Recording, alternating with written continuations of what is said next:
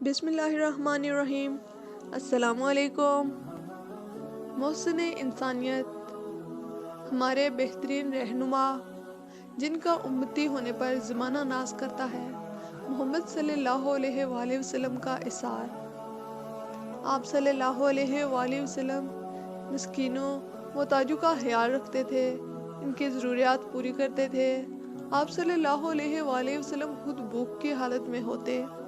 اس وقت اگر کوئی بھوکا آپ صلی اللہ علیہ وآلہ وسلم سے سوال کرتا تو کسی سے قرض لے کر یا کسی سے کہہ کر اس کی ضرورت پوری کرتے۔ ایک دفعہ ایک شخص آپ صلی اللہ علیہ وآلہ وسلم کے پاس آیا اور سوال کیا۔ آپ صلی اللہ علیہ وآلہ وسلم نے فرمایا، میں خالی ہاتھ ہوں، تم میری طرف سے کسی سے قرض لے لو، میں ادا کر دوں گا۔ حضرت ابو طلحہ انصاری دربار رسالت میں موجود تھے کہ ایک شخص آیا اور کہا، یا رسول اللہ، مجھے سخت بھوک لگی ہے۔ پھر حضور صلی اللہ علیہ وآلہ وسلم نے صحابہ کرام سے مخاطب ہو کر پوچھا کہ کوئی ہے جو اس شخص کی آج رات میزبانی کرے؟ یہ سن کر ابو طلحہ انصاری اٹھے اور اس شخص کو اپنے گھر لے گئے۔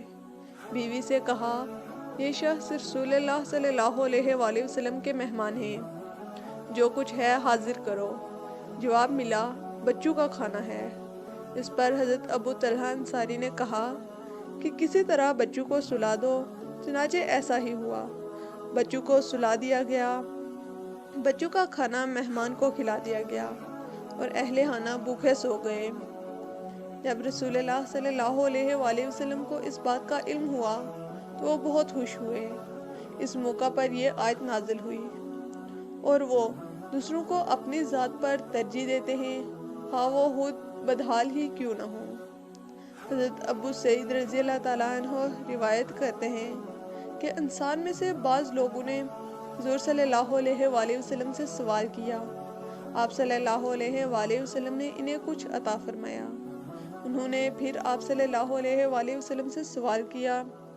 آپ صلی اللہ علیہ وآلہ وسلم نے پھر دیا، یہاں تک کہ جو کچھ آپ صلی اللہ علیہ وآلہ وسلم کے پاس تھا وہ ختم ہو گیا۔ آپ صلی اللہ علیہ وآلہ وسلم نے فرمایا، میرے پاس جو کچھ ہوگا میں اسے تم لوگوں سے بچا کر نہ رکھوں گا۔ پھر آپ صلی اللہ علیہ وآلہ وسلم نے فرمایا، جو شخص سوال کرنے سے بچا رہے اللہ تعالیٰ اسے بچا لے گا۔ جو صبر کرے اللہ اسے صبر دے گا، اور صبر سے بہتر اور بڑھ کر کوئی بخشش نہیں جو کسی آدمی کو دی جائے۔ حضرت ابو ذر رضی اللہ تعالیٰ عنہ فرماتے ہیں کہ رسول اللہ صلی اللہ علیہ وآلہ وسلم نے فرمایا، اے ابو ذر، اگر احد کا یہ پہاڑ میرے لیے سونا ہو جائے تو کبھی میں پسند نہ کروں گا کہ 3 راتیں گزر جائیں اور اس میں سے 1 دینار بھی میرے پاس رہ جائے، البتہ یہ کہ کسی کے ادا کرنے کے لیے کچھ چھوڑ دوں۔ ایک مرتبہ حضور صلی اللہ علیہ وآلہ وسلم عصر کی نماز کے بعد خلاف معمول فوراً اندر تشریف لے گئے اور باہر آ گئے۔ لوگوں کو تعجب ہوا۔ آپ صلی اللہ علیہ وآلہ وسلم نے فرمایا، مجھ کو یاد آیا کہ بیماری کی سخت تکلیف اور بے چینی ہے، کچھ اشرفیاں گھر میں پڑی ہیں، حکم ہوتا ہے خیرات کر دو۔ کیا محمد صلی اللہ علیہ وآلہ وسلم اپنے رب سے اس طرح ملے کہ گھر میں اشرفیاں پڑی ہوں؟ ایک مرتبہ آپ صلی اللہ علیہ وآلہ وسلم نے فرمایا، جو شخص مومن نہیں ہے، جو خود تو پیٹ بھر کر کھائے اور اس کا پڑوسی بھوکا رہے، بہتر صدقہ یہ ہے کہ تو کسی بھوکے کو پیٹ بھر کھانا کھلائے۔ سنت نبوی پر عمل کرتے ہوئے اپنے رزق میں سے کچھ حصہ غریبوں میں تقسیم کریں تو معاشرہ میں غربت اور بھوک کا خاتمہ ہو سکتا ہے۔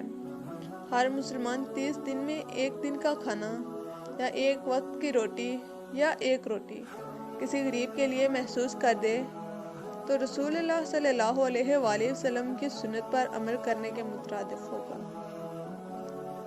والسلام، خدا حافظ۔